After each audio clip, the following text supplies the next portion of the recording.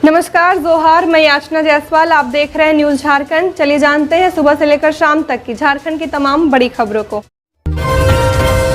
होली के दौरान सुरक्षा की तैयारी पूरी, झारखंड में होगी 8000 अतिरिक्त फोर्स की तैनाती।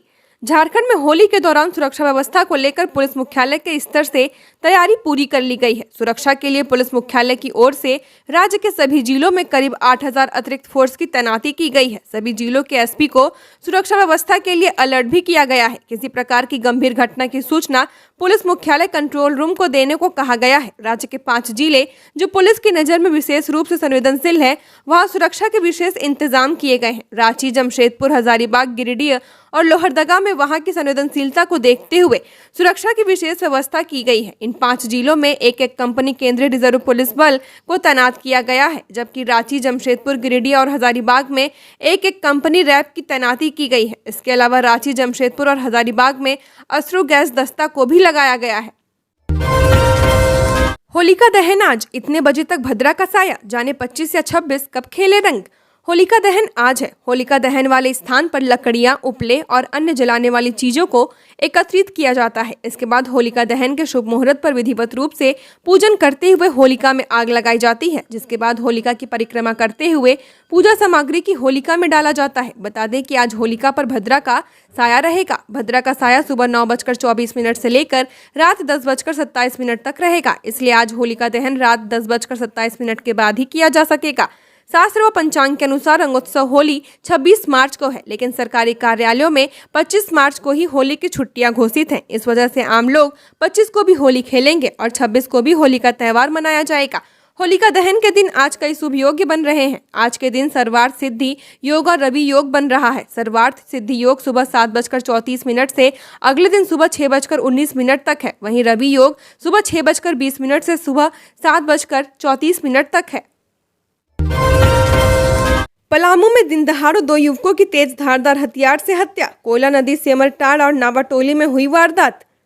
होली से एक दिन पहले 2 युवकों की हत्या कर दी गई। एक युवक की हत्या चैनपुर थाना क्षेत्र के शाहपुर सेमरताड़ स्थित कोयल नदी के किनारे हुई, जबकि दूसरे की मेदिनीनगर शहर थाना क्षेत्र के नावाटोली इलाके में मार डाला गया। दोनों की हत्या तेज धारदार हथियार से की गई है। डबल मर्डर से इलाके में सनसनी फैल गई है। सूचना मिलने के बाद पुलिस छानबीन में जुटी हुई है। इस घटना को 2 गुटों की आपसी रंजिश से जोड़कर देखा जा रहा है। मृतकों की पहचान 20 वर्षीय राजेश कुमार पिता देवनंदन साव एवं सुजीत भुइया उर्फ बौधा के रूप में हुई है। बताया जाता है कि राजेश और सुजीत कोयल नदी में शौच करने गए थे। इसी क्रम में दूसरे गुट के युवकों ने उन पर तेज धारदार हथियार से हमला कर दिया। राजेश के पिता देवनंदन ने बताया कि श्याम चौधरी, रामा चौधरी, कारू, मिथुन, नितेश और देव शाम ने मिलकर हत्या की है। देवनंदन के अनुसार तेज धारदार हथियार से उसके बेटे को कोयल नदी में हत्या कर दी गई, जबकि सुजीत को भागने के क्रम में नावाटोली इलाके में खदेड़ कर मार डाला गया। जानकारी के अनुसार इस वारदात को 2 युवकों के गैंग में पूर्व से चल रहे विवाद से जोड़कर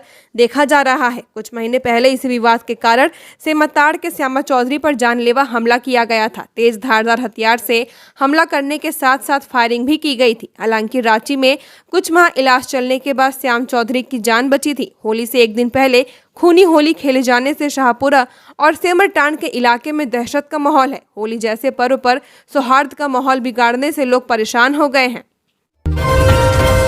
झारखंड में होली पर बारिश का अलर्ट। 8 जिलों में आकाशीय बिजली गिरने की संभावना। 27 मार्च से साफ रहेगा मौसम।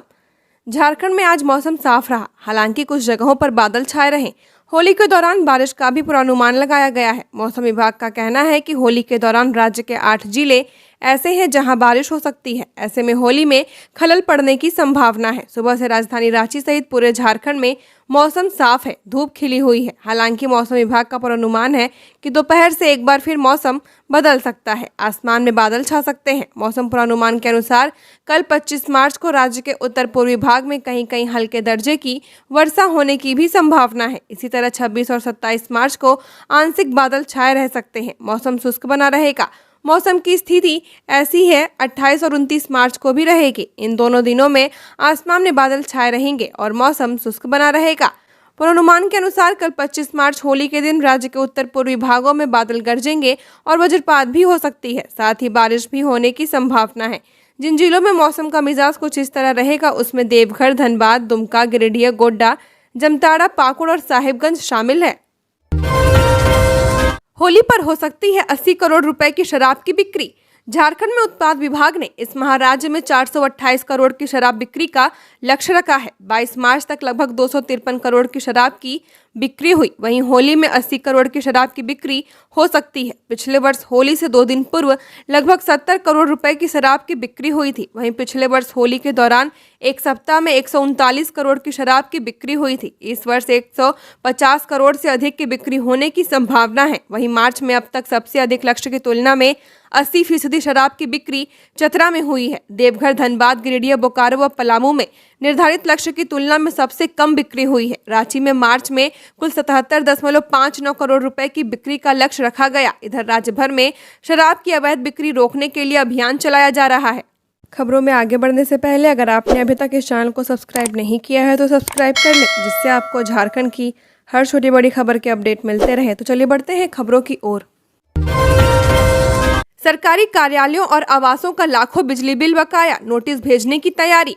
झारखंड बिजली वितरण निगम की ओर से समय समय पर छापेमारी अभियान चलाया जाता है। इस अभियान में अधिक बिजली बिल बकायेदारों और बिजली चोरी करने वालों पर कार्यवाही की जाती है। लेकिन सरकारी कार्यालयों के बिजली बिल बकाया होने पर निगम की ओर से कोई कार्रवाई नहीं की जाती है। इन कार्यालयों से नोटिस के जरिए ही बिजली बिल भुगतान करने की गुजारिश की जाती है। झारखंड बिजली वितरण निगम की माने तो सिर्फ राजधानी में कई ऐसे सरकारी कार्यालय हैं जहां बिजली बिल 52 लाख से भी ज्यादा है। इसमें कुछ धार्मिक स्थल भी शामिल हैं, लेकिन इनसे बिजली बिल सख्ती से नहीं वसूलती। इसमें सबसे अधिक बिजली बिल बकाया रांची एसएसपी कार्यालय 5,24,000 रुपए है। पूर्व मंत्री लुइस मंत्री के आवास का बिल 15 लाख रुपए, आर्ड्रे हाउस में 52 लाख, रांची नगर निगम का 30 लाख बिजली बिल बकाया है। इसके साथ ही कांके स्थित कृषि भवन, आईएएस पूजा सिंघल आवास समेत अन्य कार्यालयों और सरकारी आवासों का बकाया अधिक है। बता दें, बिजली वितरण निगम की ओर से सभी जिलों के सरकारी कार्यालयों और आवासों की बिजली बिल बकाया सूची तैयार की गई है, जिसके बाद इन कार्यालयों और आवासों को नोटिस भेजा जाएगा।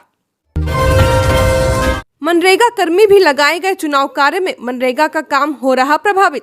राज्य के मनरेगा कर्मियों को भी लोकसभा चुनाव की ड्यूटी पर लगा दिया गया है। अनुबंध पर काम करने वाले इन मनरेगा कर्मियों से चुनाव संबंधित कार्य लिए जा रहे हैं। प्रत्येक दिन ब्लॉक में इन्हें चुनाव से जुड़े कार्य लिए जा रहे हैं। संबंधित जिला प्रशासन ने इसकी ड्यूटी लगाई है। इस वजह से मनरेगा का काम भी प्रभावित हो चुका है। हालांकि भारत निर्वाचन आयोग का इस संबंध में स्पष्ट निर्देश है कि अनुबंध कर्मियों से चुनाव से जुड़े कार्य नहीं कराना है। फिर भी राज्य में बड़े पैमाने पर काम लिया जा रहा है। मनरेगा कर्मियों का कहना है कि काम करने में कोई परेशानी नहीं है, लेकिन इसके बदले सामाजिक सुरक्षा भी मिलनी चाहिए। चुनावी मैदान में कूदे एक और रिटायर्ड आईएएस ऑफिसर, झारखंड की इस सीट से ठोका दावा। झारखंड के संसदीय एवं विधानसभा चुनावों में भारतीय प्रशासनिक सेवा तथा भारतीय पुलिस सेवा के सेवानिवृत्त अधिकारी भी भाग्य आजमाते रहे हैं। इनमें से कुछ बड़े दल में सम्मिलित होकर चुनाव लड़ते हैं, तो कुछ किसी ऐन वक्त पर किसी छोटे दल का दामन थाम कर या निर्दलीय चुनाव मैदान में उतर जाते हैं। कुछ ऐसे अधिकारी भी हैं जिन्होंने स्वैच्छिक सेवानिवृत्ति लेकर चुनाव लड़ा है। इस कड़ी में एक और नाम जुड़ने वाला है। भारतीय प्रशासनिक सेवा के सेवानिवृत्त पदाधिकारी राजीव कुमार ने लोकसभा चुनाव लड़ने की घोषणा कर दी है। वे चतरा संसदीय सीट से चुनाव लड़ेंगे, जहां INDIA के सीट शेयरिंग की घोषणा हुए बिना झारखंड सरकार के मंत्री सत्यानंद भोक्ता ने चुनाव प्रचार शुरू कर दिया है। वहीं भाजपा ने अभी अपना पत्ता नहीं खोला है। राजीव कुमार ने कहा कि यदि उन्हें किसी राजनीतिक दल का टिकट मिलता है तो ठीक है, अन्यथा वह निर्दलीय चुनाव लड़ेंगे। राजीव कुमार लतेहार में उपायुक्त रह चुके हैं। फिर सुप्रीम कोर्ट पहुंचे हेमंत सोरेन, हाईकोर्ट ने इस फैसले को दी चुनौती। 1 अप्रैल को होगी सुनवाई। झारखंड के पूर्व मुख्यमंत्री हेमंत सोरेन की याचिका पर सुप्रीम कोर्ट में सुनवाई 1 अप्रैल को होगी। सुनवाई के लिए मामला जस्टिस सूर्यकांत द्विवेदी और जस्टिस केवी विश्वनाथन की अदालत में सूचीबद्ध किया गया है। हेमंत सोरेन ने विधानसभा सत्र की कार्यवाही में शामिल होने की अनुमति नहीं देने के झारखंड हाईकोर्ट के आदेश को सुप्रीम कोर्ट में चुनौती दी है। सुप्रीम कोर्ट में याचिका दायर कर उन्होंने कहा कि जेल में बंद जनप्रतिनिधियों को सत्र के दौरान शामिल होने की अनुमति मिलती है। हाईकोर्ट और ईडी कोर्ट में इससे संबंधित अदालतों के आदेश को पेश भी किया गया था, लेकिन हाईकोर्ट ने उनकी याचिका स्वीकार नहीं की और खारिज कर दी। इस कारण वह सदन की कार्यवाही में शामिल नहीं हो सके और अपने क्षेत्र की जनता की समस्याओं को नहीं उठा सके। सुप्रीम कोर्ट से उन्होंने हाईकोर्ट के आदेश को रद्द करने का आग्रह किया है। दिल्ली की राजनीति करना चाह रहे झारखंड के मंत्री विधायक, इसमें महिला एमएलए की भी दावेदारी। महागठबंधन ने उम्मीदवार घोषित नहीं किए, प्रचार में जुटे नेता। लोकसभा चुनाव की तारीखों का ऐलान हो चुका है। झारखंड में 14 लोकसभा सीटों के लिए चुनाव की शुरुआत चौथे चरण से होगी। राज्य में भाजपा ने 11 सीटों के लिए उम्मीदवारों के नाम की घोषणा कर दी है, जबकि INDIA गठबंधन की ओर से अब तक उम्मीदवारों के नाम की घोषणा नहीं हो पाई है। हालांकि इन सब के बावजूद प्रदेश में राजनीतिक सरगर्मी बढ़ी हुई है। अब तक की राजनीतिक समीकरण और दावेदारी बता रही है कि राज्य के मंत्री विधायक दिल्ली की राजनीति करना चाह रहे हैं। कुछ के नाम सामने हैं तो कुछ पुरजोर दावेदारी कर रहे हैं। एक नेता ऐसे भी हैं जिसके नाम की घोषणा तक नहीं हुई है, लेकिन उन्होंने प्रचार प्रसार शुरू कर दिया है। दावेदारी में महिला विधायक भी पीछे नहीं है। झारखंड सरकार के श्रम मंत्री सत्यानंद भोक्ता चतरा से विधायक हैं। वे चतरा लोकसभा सीट से राजद के टिकट पर चुनाव लड़ने वाले हैं। भाजपा ने हजारीबाग सदर विधायक मनीष जायसवाल को हजारीबाग का प्रत्याशी बनाया है। होली को लेकर सख्त हुई सुरक्षा। शहर में QRT समेत 1200 अतिरिक्त जवान तैनात। होली को लेकर सुरक्षा के कड़े इंतजाम किए गए हैं। सुरक्षा में किसी प्रकार की कोई चूक न हो, इसका विशेष ध्यान रखा जा रहा है। यही वजह है कि शहर के अलावा ग्रामीण इलाकों में भी विभिन्न जगहों को चिन्हित कर अतिरिक्त जवानों की तैनाती की गई है। पूरी सुरक्षा की मॉनिटरिंग SSP चंदन कुमार सिन्हा खुद कर रहे हैं और पुलिस अफसरों को लगातार दिशा निर्देश भी दे रहे हैं। 3 IPS अधिकारी, 10 DSP, 15 इंस्पेक्टर और 250 दरोगा के अलावा 1200 अतिरिक्त जवानों की तैनाती की गई है। आपात स्थिति से निपटने के लिए शहर में 5 QRT भी तैनात की गई है, जो विभिन्न थानों में मुस्तैद रहेगी। जरूरत पड़ते ही QRT मौके पर पहुंचकर स्थिति को नियंत्रित करेगी।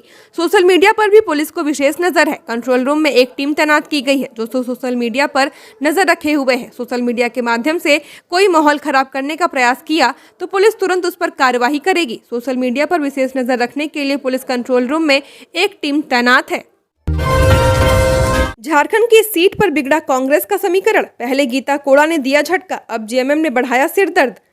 लोकसभा चुनाव की घोषणा हो चुकी है। सिंहभूम संसदीय सीट पर चौथे चरण में 13 मई को चुनाव होगा। भाजपा इस सीट पर गीता कोड़ा को अपना प्रत्याशी घोषित कर चुकी है। वहीं INDIA गठबंधन ने अभी तक अपने पत्ते नहीं खोले हैं। हाँ, इतना जरूर तय कर दिया है कि सिंहभूम सीट से इस बार कांग्रेस की जगह झामुमो चुनाव लड़ेगी। हालांकि सीटों के बंटवारे की अभी तक आधिकारिक घोषणा नहीं की गई है। उम्मीद जताई जा रही है कि होली के आसपास झामुमो प्रत्याशियों की सूची जारी कर देगा। झामुमो से जुड़े सूत्रों की माने तो चक्रधरपुर के विधायक सुखराम उरांव और खरसावां के विधायक दशरथ गगराई से ही किसी एक पर पार्टी का दाव लगेगी। चूंकि सिंहभूम में आदिवासी हो जनजाति चुनाव में बड़ा फैक्टर रहता है, इसलिए दशरथ गगराई ही ज्यादा भरोसेमंद प्रत्याशी नजर आ रहे हैं। लोकसभा चुनाव में सिंहभूम सीट के 2 दावेदार जमशेदपुर पर चंपई करेंगे फैसला। झारखंड मुक्ति मोर्चा में सीटों व उम्मीदवारों को लेकर मंथन चल रहा है। पार्टी को गठबंधन के तहत राजमहल, दुमका, गिरिडीह व सिंहभूम लोकसभा सीट मिलने की बात कही जा रही है। राजमहल से वर्तमान सांसद विजय हांसदा को ही दोबारा टिकट मिलने की संभावना है। दुमका लोकसभा सीट पर फैसला हेमंत सोरेन के लिए छोड़ दिया गया है। वहीं तय करेंगे कि कौन वहां से उम्मीदवार होगा अथवा वे स्वयं लड़ेंगे। गिरिडीह लोकसभा सीट से टुंडी विधायक मथुरा महतो पर पार्टी दाव लगाने जा सकती है। हालांकि अधिकृत रूप से किसी की घोषणा नहीं की गई है। कांग्रेस की सांसद गीता कोड़ा के भाजपा में जाने के बाद सिंहभूम सीट पर झामुमो में दावेदारी पेश की गई है। इसके पीछे वजह है कि इस सीट के 6 विधानसभा में से 5 पर झामुमो के विधायक हैं और 1 पर कांग्रेस के पूर्व से विधायक लगातार लोकसभा सीट पर दबाव बना रहे थे। लापरवाही के आरोप में डेली मार्केट थाना प्रभारी सस्पेंड। रांची मेन रोड इलाके में अपराधियों ने जमीन कारोबारी की गोली मारकर हत्या कर दी। इसके बाद SSP ने डेली मार्केट थानेदार उत्तम उपाध्याय को सस्पेंड कर दिया। SSP ने घटना स्थल का निरीक्षण करने के बाद लापरवाही के आरोप में सस्पेंड किया है। बता दें कि अपराधियों ने शनिवार को दोपहर 3:20 पर एक व्यक्ति की गोली मारकर हत्या कर दी थी। विधि व्यवस्था का जायजा लेने सड़क पर उतरे लातेहार SP। मनिका में रांची नंबर के वाहन से जब्त किए 2,99,000। रांची नंबर के वाहन से मनिका थाना क्षेत्र में SP अंजनी अंजन ने चेकिंग के दौरान 2,99,000 रुपए बरामद किए। SP अंजनी अंजन विधि व्यवस्था को देखने खुद सड़क पर उतरे थे। आगामी लोकसभा चुनाव के मद्देनजर लातेहार जिला में बनाए गए अंतर जिला स्तरीय चेकिंग पॉइंट पर यह रुपए बरामद किए गए। शनिवार की देर रात मनिका थाना के पास SP अंजनी अंजन की मौजूदगी में जांच के क्रम में वाहन संख्या JH01EN 4483 से अवैध रूप से लेकर जा रहे हैं 2,99,500 रुपए की बरामदी की गई है। इस संबंध में विधि समस्त अग्रसर कार्रवाई की जा रही है। DC विशाल सागर ने मधुपुर अनुमंडल के कोरो प्रखंड के कृषि पाठशाला का किया निरीक्षण। मधुपुर अनुमंडल के करो प्रखंडों में DC विशाल सागर सहित कई पदाधिकारी पहुंचे, जहां उन्होंने प्रखंड में संचालित कृषि पाठशाला का अवलोकन किया। बता दें कि यह सरकार के द्वारा संचालित 5 साल का प्रोजेक्ट है। इस प्रोजेक्ट के माध्यम से किसान भाई बहनों प्रशिक्षित किया जाता है, जिसमें खेती करने के साथ अच्छी उपज कैसे होती है, इसके लिए किसान भाई बहनों को जानकारी दी जाती है। साथ ही खेती करने में कौन सा खाद इस्तेमाल करें जिससे व्यक्ति का स्वास्थ्य भी सही हो। यहाँ ज्यादातर ऑर्गेनिक खाद का इस्तेमाल करने के लिए बताया जाता है, जैसे गाय का गोबर, यूरिन एवं सड़े हुए पत्ते। सब्जियों से भी ऑर्गेनिक फर्टिलाइजर इस्तेमाल करने से उपज भी अच्छी होती है और लोगों का स्वास्थ्य भी अच्छा रहता है। वायरल ऑडियो पर दीपिका पांडे बोली, एआई का जमाना है, कोई किसी की भी आवाज निकाल सकता है। महागामा विधायक दीपिका पांडे सिंह ने वायरल ऑडियो पर अपनी प्रतिक्रिया दी है। दीपिका पांडे ने कहा कि चुनाव आ गया है, ऐसे में उनकी छवि को धूमिल करने का हर प्रयास किया जा रहा है। उन्होंने कहा कि चुनाव का मौसम है, ऐसे में ऑडियो वीडियो वायरल होते रहेंगे। एआई का जमाना है, कोई किसी की भी आवाज निकाल सकता है। बता दें कि दीपिका पांडे सिंह ने महागामा में होली मिलन समारोह के दौरान मीडिया से बातचीत करते हुए कहा कि ऐसे वीडियो पेन ड्राइव से कहां किसके पास गया, ये पूरा जांच का विषय है। दीपिका पांडे ने कहा कि चुनाव का मौसम है, ऐसे में ऑडियो वीडियो वायरल एआई का प्रयोग कर किसी भी तरीके से लोगों की छवि धूमिल करने का प्रयास किया जाएगा। मुझे लगता है कि इस बार का चुनाव उस टारगेट को भी पूरा करता हुआ दिखेगा। लगातार लोगों की छवि खराब करके यह प्रयास किया जाता रहा है कि उन्हें बदनाम किया जाए।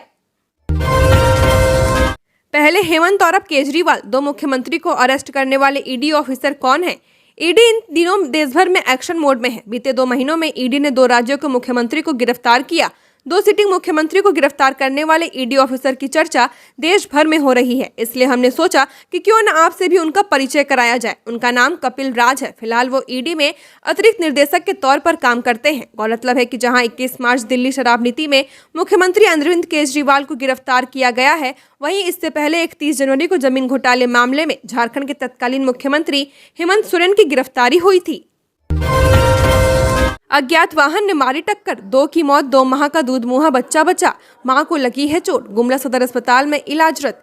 गुमला व लातेहार जिला के बॉर्डर पर स्थित चोरमुंडा गांव के समीप अज्ञात वाहन की टक्कर से बाइक सवार 4 लोग अनियंत्रित होकर गिर पड़े। इस हादसे में बाइक सवार काठूपानी गुमला निवासी निंदू पवन बेग और केशवर मुंडा की मौत हो गई। वहीं बाइक सवार निंदू पवन बेग की पत्नी उर्सेला बेग और 2 माह का बच्चा बच गए। हालांकि पत्नी को गंभीर चोट पहुंची है, जिसका इलाज सदर अस्पताल गुमला में चल रहा है। वहीं शनिवार की शाम दोनों युवकों का शव पैतृक गांव काठूपानी पहुंचा, जहां ग्रामीण और परिजनों ने नम आंखों से दोनों को अंतिम विदाई दी। बताया जाता है कि सभी बाइक सवार होकर अपने गांव लौट रहे थे। इसी दौरान शुक्रवार की शाम यह हादसा हुआ। तत्काल दोनों युवकों को महुआ डांड लातेहार ले जाया गया, जहां दोनों की मौत हो गई। मृतक के परिजनों ने प्रशासन से मुआवजे की मांग की है। झारखंड की और खबरों के लिए बने रहिए हमारे साथ। हमारे चैनल न्यूज झारखंड पर चैनल को सब्सक्राइब करें, साथ बेल आइकन को प्रेस करें। नमस्कार।